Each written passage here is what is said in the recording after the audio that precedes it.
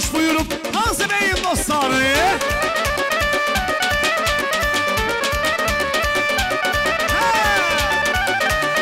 Salah Ceyhun. Bakma mənə bakma, könlüm küsü səndən. Bakma mənə bakma, könlüm küsü səndən. Danışmağa gəlmə, danışmağa gəlmə. Danışmağa gəlmə, danışmağa gəlmə. Gemli gözlerinden akmal yaşı silme. Gemli gözlerinden akmal yaşı silme. Bakma mənə bakma, könlüm küsü səndən. Abi! Abi, ritmi gəlsin bəyin dostların şərəfinə.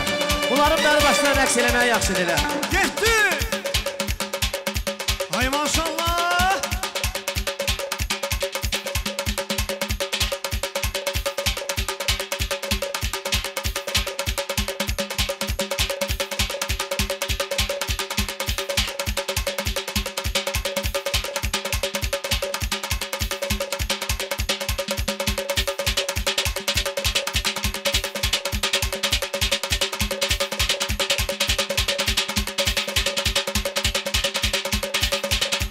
Qəhrəman ol qardaşlarına eşq olsun. Rəşqa.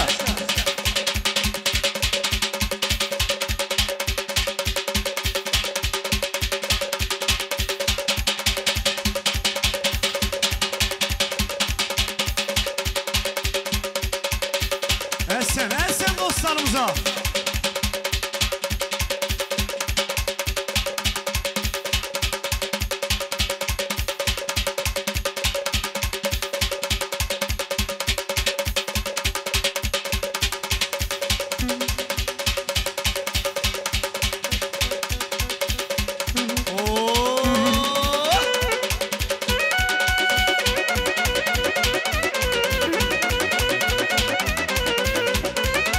Bir dənə dostların şərəfinə bir dəqiqə.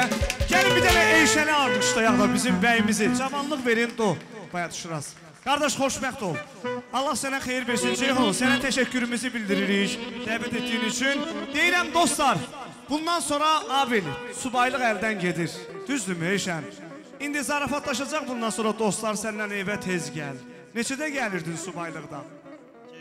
Gez gəlirdin. Bundan sonra 11-də evdə ol. Getdi subaylıq, əldən getdi Ayşən subaylıq. Söylə, hara gedirsən subaylığım, məni qoyub hara gedirsən.